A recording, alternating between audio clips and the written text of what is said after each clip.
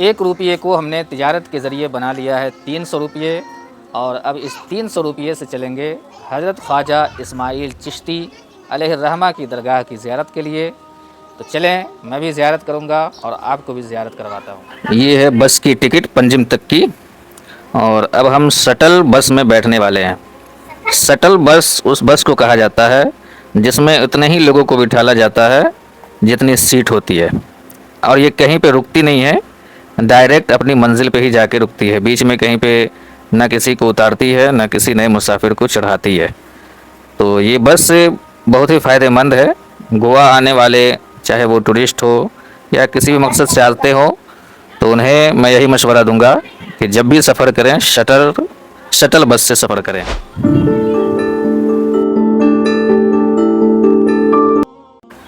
Panjim bus stop पे आकर मपसा जाने वाली बस में बैठ चुका हूँ, और तकरीबन आधे घंटे में हम मपसा बस स्टैंड पहुँच जाएंगे।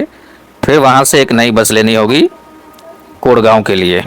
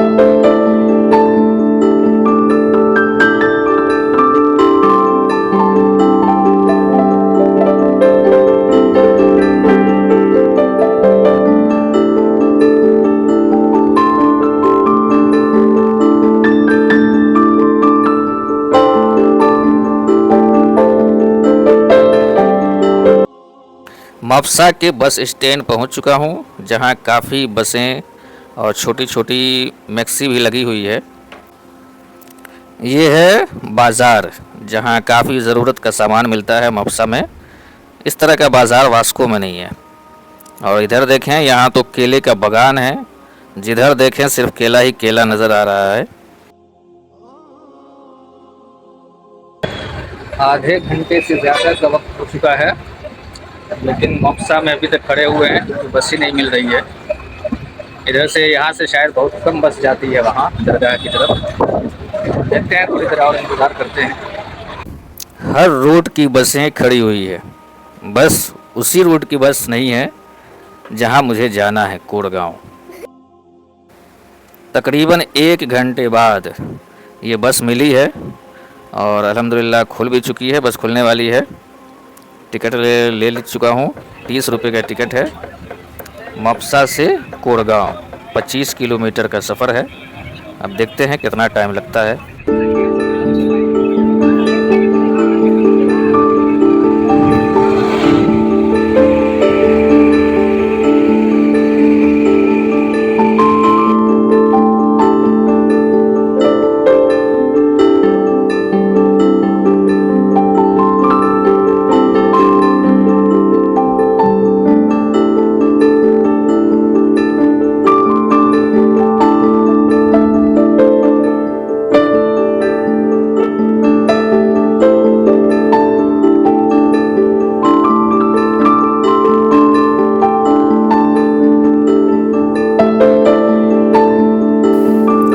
ये दूर से एक बड़ी ही खूबसूरत बिल्डिंग नज़र आ रही है, काफ़ी बड़ी है।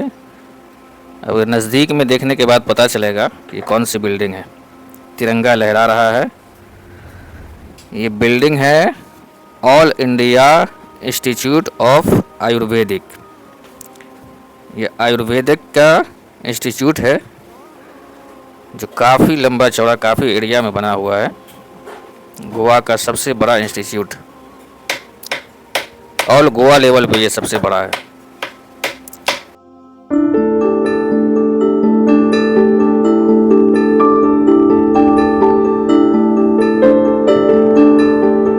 तकरीबन वास्को से 4 घंटे का बस सफ़र करके अल्हम्दुलिल्लाह कोड़गांव पहुंच चुका हूं, और हज़रत इस्माइल चिश्ती अलैहिर्रहमा के मज़ार शरीफ के करीब ही हूं।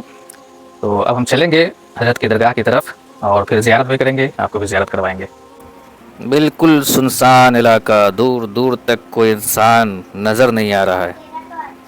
अब देखें कहीं भी इंसान का नामो निशान नहीं है, सिर्फ जंगल ही जंगल और सन्नाटा। एक कुत्ता नज़र आया है जो मुझसे डर रहा है भले, लेकिन उसे क्या पता मुझे ही डर लग रहा है। ये रहा नज़रों के सामने हज़रत ख्वाजा इस्माइल चिश्ती अलैहिर्रहमा की दरगाह का मरकज़ी दरवाज़ा। बड़ा ही खूबसूरत डिज़ाइन किया गया है। तो चलें चलते हैं दरगाह की जानिब।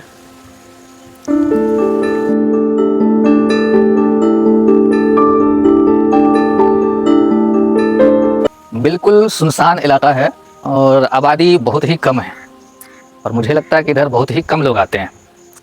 हालांकि इलाका बहुत अच्छा है, अब देखें कितना खूबसूरत इलाका है, लेकिन उसके बावजूद लोग इधर बहुत कम आते हैं और यही वजह है कि मुझे बस के इंतज़ार में मप्सा में 1 घंटे तक इंतज़ार करना पड़ा।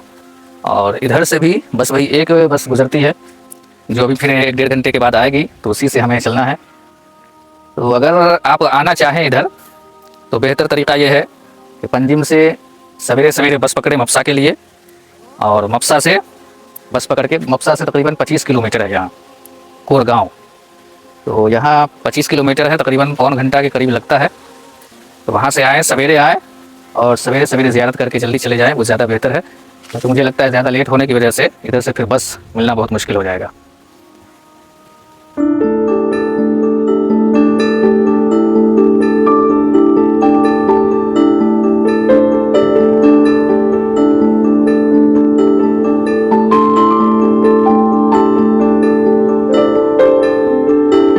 यह तालाब के बिल्कुल किनारे हज़रत की दरगाह, और मस्जिद किधर है? मस्जिद तो अभी देखेंगे, लेकिन सबसे पहले यहाँ का थोड़ा मंज़र देख लें आप। कितना खूबसूरत मंज़र है माशाअल्लाह, बड़ा ही बेहतरीन।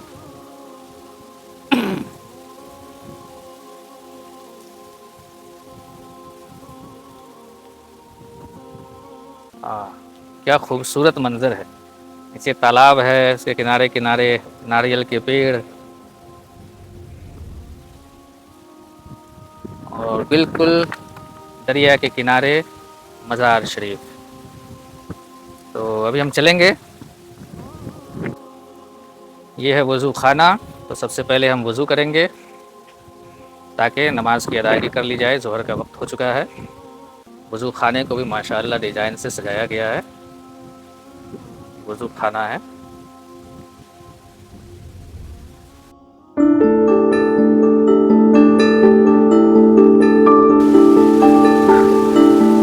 ये है दरगाह।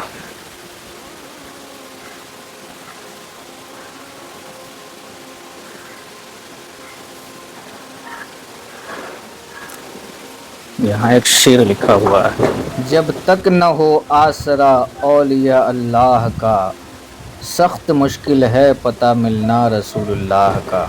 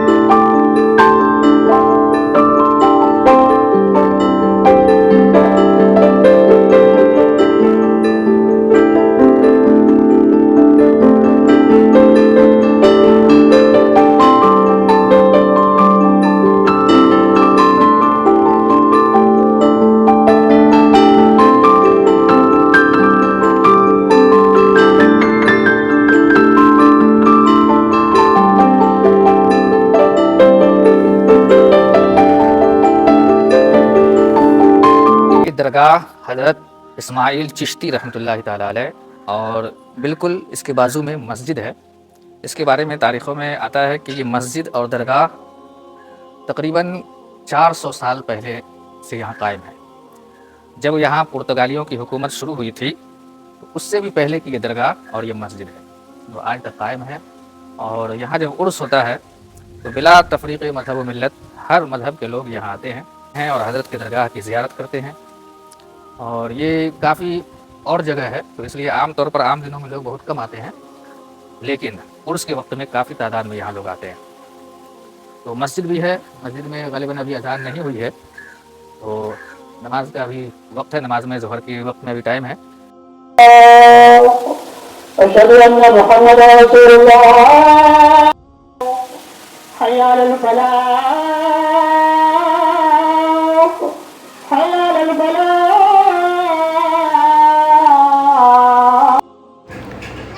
दरगाह के बिल्कुल बाजू में ये कब्रिस्तान है और ऐसा महसूस होता है ये कब्रिस्तान भी 400 साल पहले ही से है, जब दरगाह और मस्जिद कायम हुई थी तभी से। और काफ़ी ये बड़ा कब्रिस्तान है, काफ़ी तादाद में कब्रें भी हैं यहाँ, पुरानी कब्रें भी हैं, नई कब्रें भी हैं।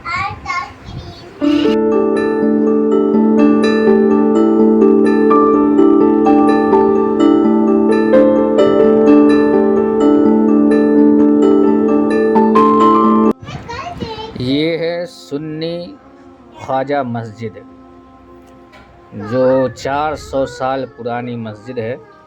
बहुत ही छोटी सी मस्जिद है, तकरीबन इस मस्जिद में बमुश्किल 10 से 15 लोग नमाज़ पढ़ सकते हैं एक वक्त में। और मस्जिद के दरवाज़े पर यह है हज़रत ख्वाजा इस्माइल चिश्ती अलैहिर्रहमा की दरगाह। तो ये मज़ार शरीफ है और मज़ार शरीफ के बिल्कुल बाजू में ही मस्जिद का गेट है, जो आप देख सकते हैं।